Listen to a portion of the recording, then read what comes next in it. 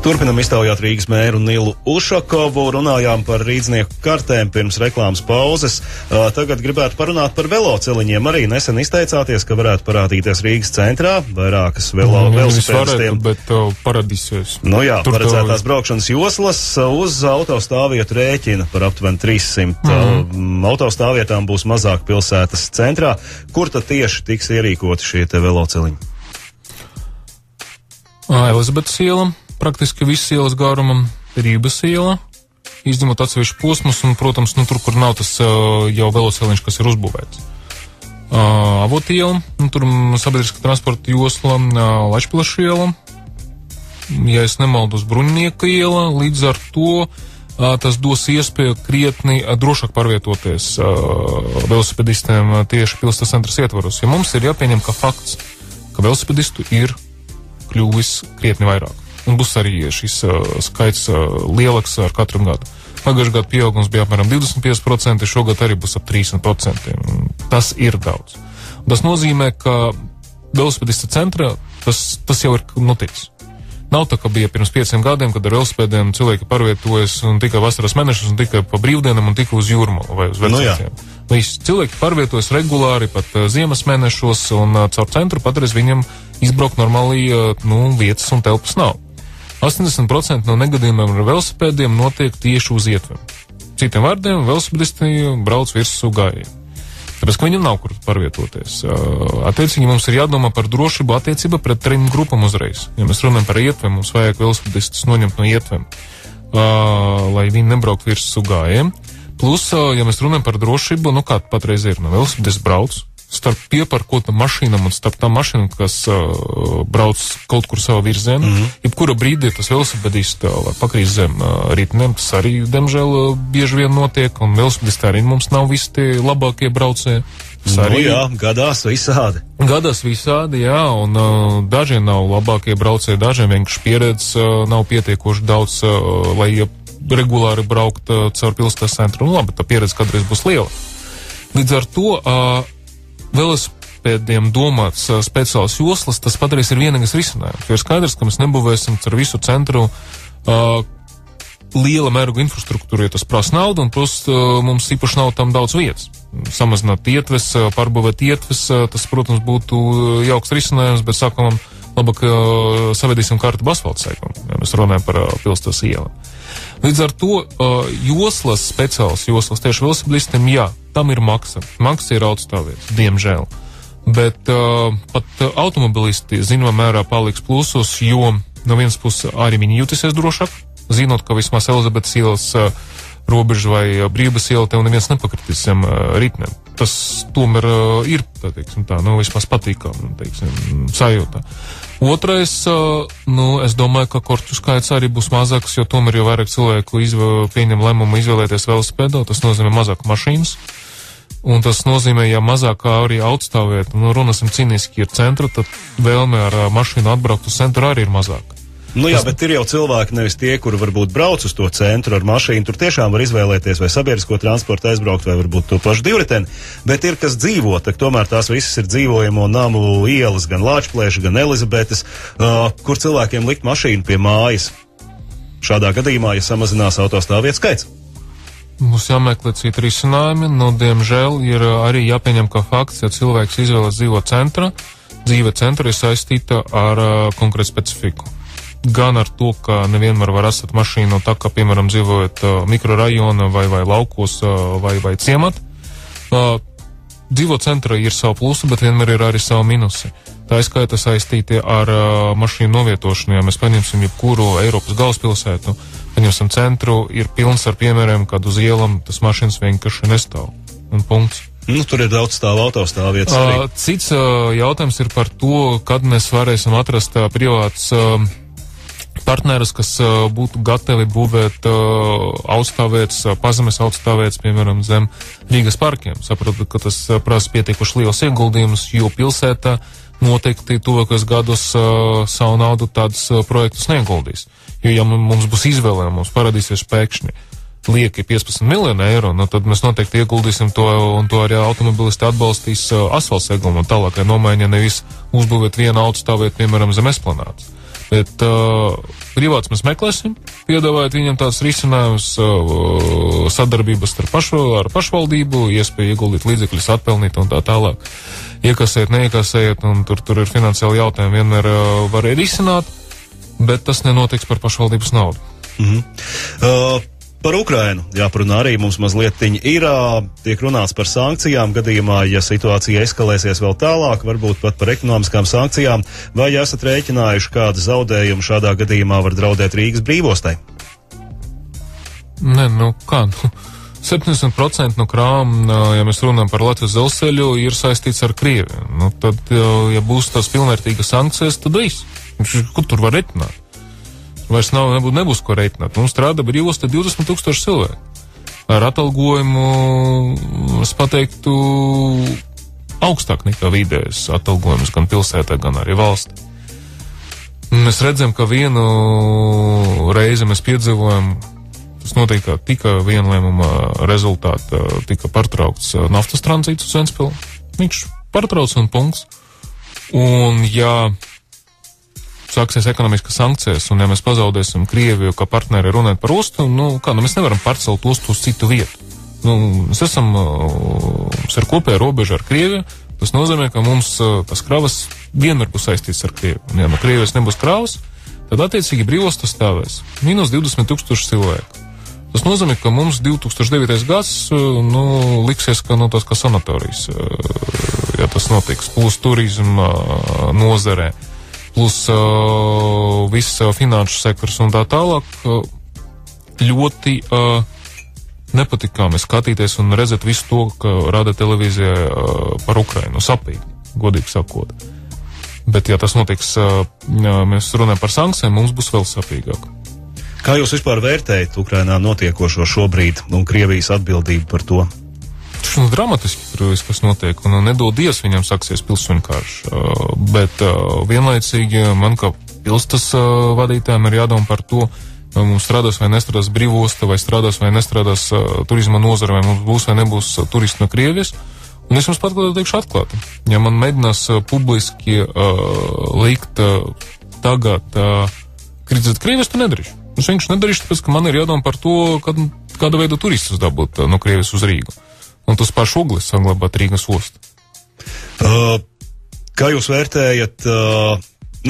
Vispirms gribu pajautāt, kur jūs iegūstat informāciju par notikumiem Ukrainā? Vai skatāties televīziju, internetu? Nē, televīziju es neskatos. Vienkārši es no tās paudzes, kas televīziju jau neskatās.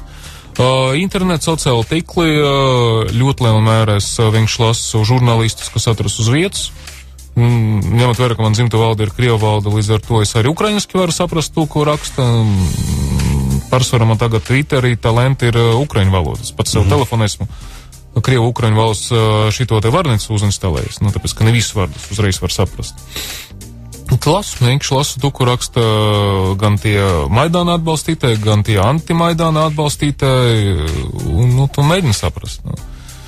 Bet tur kaut kas absolūti prātam neaptverams notiek. Runājot par Krievijas televīzijas aizliekšanu Latvijā, atbalstat šādu plašsaziņas līdzekļu padomes lēmumu, vai tomēr uzskatāt, ka vārda brīvība pirmajā vietā vienalga, cik varbūt sagrozītu informāciju raida šis telekanāls? Mēs varam diskutēt par vārda brīvības, dziļumu, par sagrozīt, nesagrozīt, propaganda, nepropaganda, bet mūsdienu pasaulē no tehniska viedokļa šis lēmums ir absolūti idiotisks. Bez, ka tu vari visus kanālus skatīties internetu, ieskaitot to pašu Krievijas aizliegtu RTR. Tas ir viens, otrais ir pieejams satelīta televīzijā, un daudzie klienti izmanto tādu opciju.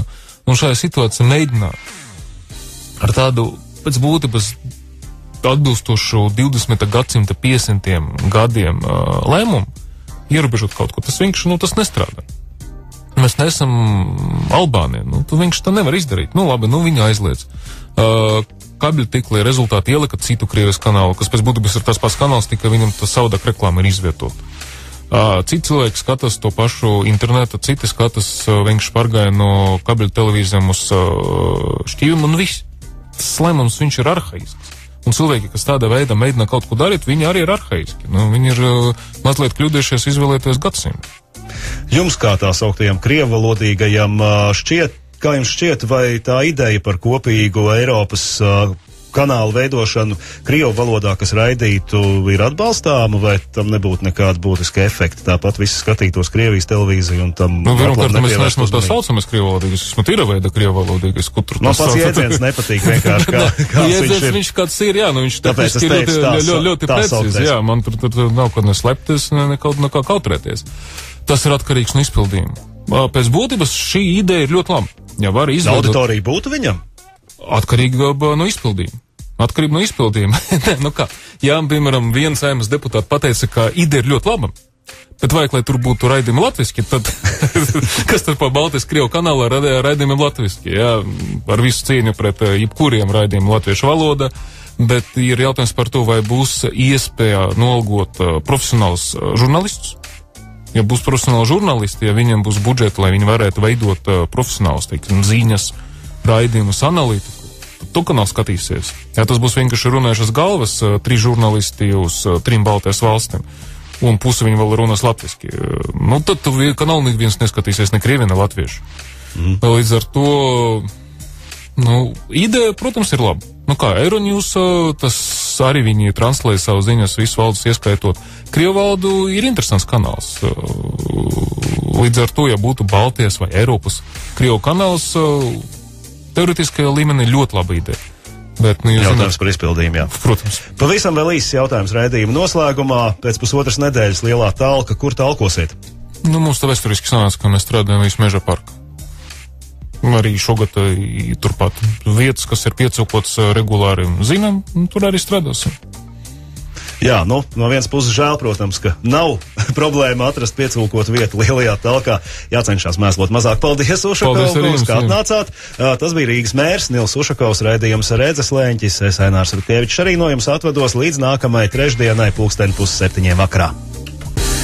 Esiet sveicināti vēlreiz, tagad jau raidījumā Redzes Leņķis, studijā Ainārs Rutkevičs, un šodien raidījuma viesis pēc tādas ilgākas pauzes Rīgas mērs Nils Ušakovs. Labvakar! Labvakar! Faktiski pēdējās diennakts, acīm redzot, karstākā ziņa ir par Rīgas pašvaldības policijas centra rajona nodaļas priekšnieka Aigara Truļa aizturēšanu. Viņš ir bijis legālais jumts, kā mēs tautā teikt, kādam masāžas salonam, kur tur iespējams arī prostitūcijas pakalpojums sniegt. Jā, tāds pieņēmums ir. Likteņa ironijas dēļ pirms 2 gadiem viņš tieši par prostitūcijas apkarošanu saņēma arī Rīgas pašvaldības apbalvojumu. Un vēl arī šodien parādījās ziņa, ka Knābs svētdien ir aizturējis vēl citu Rīgas pašvaldības policijas darbinieci. Tas ir viens tas, ko Lietvedības nodaļas priekšniece Elīnu Jostiņu. Kas notiek pašvaldības policijā? Ja mēs runājam kopumā par to, ka tie darbinieki bija pirms 2 gadiem apbalvoti par cīņu pret prostitūciju, pēc fakta mums tā ir, ka no pilsētas centra visi tie masāžu saloni ir prom. Tagad tie darbojas vai no tuvākajā Maskavas forštātei uz to pusi vai uz Bruņnieku ielas pusi, tā attālinātais centrs. Informācijas par to, kas ir noticis un ko ir izdarījuši šie 2 darbinieki patreiz nav, izņemot to, ka Trūlis ir aizturēts uz 2 mēnešiem un attiecīgi Jostiņa viņa drošības līdzeklis piemēros, kas nav saistīts ar attiecīgi apcietinājumu. Cits informācijas nav. Attiecīgi, agrāk bija tāda sistēma, ka notika ik pēc laika rotācija runāt par nodaļas vadītājiem. Tas ir piemēram, no Vidzemes uz centru un no Latgales attiecīgi uz Vidzemes priekšpilsētu un tā tālāk. Šajā situācijā pašvaldības policijas priekšniekam dots uzdevums tagad izstrādāt vēl pastiprinātus risinājums, kāda veidā samazināt tālāk korupcijas riskus, jo ir skaidrs, ka policija, kur ir darbs ar noziedzību, tie riski ir visaugstākie. Bet no otras puses, ko gribētu atzīmēt, ka no pa šiem 5 gadiem pēdējiem tas mums ir tas pirmais gadījums. Līdz ar to priekšniekam jaunam vajadzēs pastrādāt, lai tas vēl nākamos 5 gadus neatkārtotos. Rīgas domas drošības, kārtības un korupcijas novēršanas komiteja kaut ko varbūt plāno arī vairāk pastiprināt, pārbaudīt pašvaldības policiju? Tas pirmām kārtām uzdevums ir nevis komiteja, bet tieši priekšniekam Lukas kungam, kas bija iecelts apmēram pirms gada šajā amatā, un tas viņam ir jāizpilda. Viņam attiecīgi pa lieldienām vajadzēs nevis par svētkiem domāt, bet par to, kādā veidā viņš tagad veiks papildus pārbaudas savas rindas, un attiecīgi kādā veidā viņš vēl vairāk pastiprinās to režīmu. Varbūt būs vēl kārtējā rotācija, varbūt kādi cilvēki tiks attiecīgi nomainīta. To mēs dzīvosim, redzēsim, bet konkrēti par šiem diviem, Trūlis un Juspeni, gaidīsim attiecīgi izmeklēšanas rezultātus, un tad jau runāsim nevis par pieņemumiem, ko viņi ir izdarījuši vai ne izdarījuši, bet jau par kaut kādiem faktiem. Ceru, ka būs tā, ka viņi tur nav īpaši vainīgi, bet, nekas ne politikas, ne citais te neredz, lai viņš strādā policijas tik naps un tas ir viņa darbs. Jums pašam ir skaidrojums, ja tiešām šie fakti atbilst patiesībai un tiks pierādīti, kā tik augsta ranga pašvaldības policijas darbinieks var ar kaut ko tam līdzīgu noziedzīgu nodarboties, un tā kā apkārtējie par to neviens neko nezina. Nē, man būtu tiešām daudz jautājumu, ja tas viss notiktu un apkārtēji par to zinātu. Es atvainojos, tad būtu pavisam dīvaina situācija. Tā vēl mums tā pietrūka. Stiprināsim to sistēmu, kas ir, kāda veida ir organizēts inspektora darbs, kāda veida tiek organizēts darbs tieši cīņā pret to pašu prostitūciju. Jo no vienas puses pašvaldības policija ir absolūti taustāmi un redzami, un tie nav kaut kādi virtuāli, bet tie reālie panākumi cīņā ar naktsklubiem, kur tika kādreiz tā bija ļoti liela problēma visiem nozīgumi pret ārvalstu turistiem, arī cīņa pret tiem pašiem saloniem, kas pēc fakta nav centra. Tas nav tā kā lieli, tas jebkurš var aiziet, paskatīties un to pārbaudīt. Bet acīm redzam, riski ir, un to mēs arī redzēsim, gan runāt par izmeklēšanas gaitu, gan arī skatoties, kāda veida tagad sakārtos tālāk pašvaldības policijas darbu. Es pieņēmu, ka viens no tiem variantiem ir vēlreiz sākt rotēt cilvēkus, kas bija, jau vienreiz izdarīts, ja viens cilvēks ļoti ilgi strādā viena konkrēta priekšpilsētā, tas no vienas puses ir labi, no otras puses tas jau var veicināt kaut kādas sistemiskas problēmas, līdz ar to skatīsimies, ir ko darīt. Par riskiem runājot, marta nogalē Rīgas pašvaldības uzņēmumā Rīgas nama pārvaldnieks valdes priekšsēdētāja amatā tika iecelts Aleksandrs Antonovs, kurš 2 nedēļas iepriekš tika atbrīvots no vides aizsardzības reģionālās attīstības ministrijas, jo disciplināra lietas izmeklēšanas komisija uzskatīja, ka viņš ir pieļāvis būtiskus nopietnus pārkāpumus finansējumu piešķiršanā un 500 000 latu apmērā nodarījis valstī zaudējumus. Tagad jūs šādu cilvēku, kuram tāds pārmetums tiek izteikts, pieņemat darbā pašvaldības ļoti lielā uzņēmumā.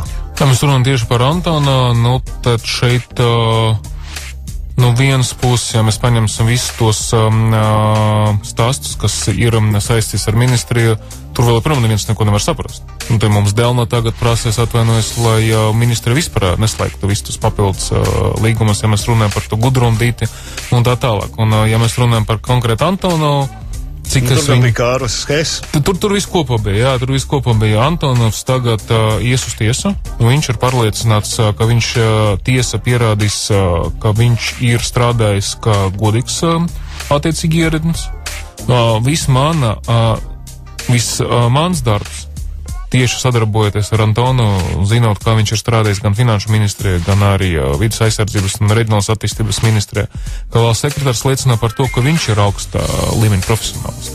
Un man, diemžēl, vajadzētu arī atzīt, ka mums ir ļoti liela problēma, kas saistīta ar to, ka daudzie tieši profesionāli no ieredniecības pēdējā gada laika bija spiesti pamest savu darbu, vai no politisko savstarpēju cīņu dēļ, kas, manuprāt, ir tieši Antonova gadījums. Es uzskatu, ka viņš bija spiests aiziet no ministrijas nevis tāpēc, ka bija kaut kāda pārkāpuma, bet tāpēc, ka notiek starppartijisks konkurences tāds kā paraugs, un rezultātā valsts pārvalde pazaudēja vēl vienu speciālistu. Augstmēroga speciālistu. Un šajā situācijā, ja arī citi augstmēroga speciālisti būs spiesti politisku apsvērumu dēļ iet prom no valsts pārvaldes, centīšos viņiem atrast iespēju strādāt vismaz Rīgas pašvaldības ietvaros. Par to pašu ministriju turpinot, jūs ar iepriekšējo ministru Enāru Cilīnski tikāties, kad bija viss stāsts par rīdznieku biļetēm, saņēmāt no viņa kādus solījumus, ka tā situācija tikšot risināta. Vai esat ticies ar jauno ministru Romānu Naudiņu, un vai viņš ir gatavs turpināt Cilīnski sākot? Naudiņu kunga, teikt, tam liela mēroga oficiāls tikšanas nebija. Komunikācija notiek. Cilīnskis arī nekur nav pazudis no ministrijas, viņš tagad ir parlamentārais sekretārs, līdz ar to visa pēctecība ir nodrošināta, un šai situācijā man nav pamata domāt, ka jauns ministrs ar jauno veco parlamentāru sekretāru, proti Cilīnska kungu, neļautu mums izpildīt tos plānus, par ko mēs esam vienojušies ar Cilīnski. Marta nogalē arī izteicāties sarunā ar žurnālistiem, ka jau maijā rīdznieka kartē būšot kaut kādas atlaides, kādas priekšrocības šo te karšu īpašniekiem. Vai ir kaut kas konkrētāks zināms, kādi uzņēmumi, kādas atlaides, cik lielā apmērā? Konkrēti, kur? Ja mēs runājam par uzņēmumiem, tas noteikti ir 1. un 2. slimnīca un poliklinikas, zoodārs. Tas viss tiks attiecīgi izziņots māja, un jau no māja droši vien 2. nedēļas būs jau pieejams. Un plus, kas ir ļoti svarīgi, mums notiek darbs ar privātiem. Mums jau ir 2 aptieku tīkli, kas ir gatavi arī izmantot šo sistēmu un dot rīdznieku karšu turētājiem atlaides. Mums ir privās poliklinikas, kas to pašu ir gatavas izdarīt, pie tam aptiekas, viņi par atkarību no savas specifikas var dot, teiksim, lielākas atlaides pensionāriem, mazākas atlaides citiem, tā ir tā, kā viņi izvēlēsies. Tas ir viens, un plus, kad mēs runājam ar privātiem, daudzie privāti uzņēmēji ir ļoti lielā mērā ieinteresēti, lai ņemot vērā visu to tehnisku risinājumu, lai rīdznieku karte būtu kā vienota atlaižu karte. Lai nevajadzētu tā, kā katram tagad cilvēkam ir. Viņam pilns maks, jā, ar to plastiku, jā, un ja mums izdosies kaut ievest to, ka viņš rīdznieku karte tiek izmantot kā lojalitātes vai klientu kartēm, tirdzniecības tīkliem, citam tirdzniecības vietam, tas jau ir atvieglojums. Plus atlaides.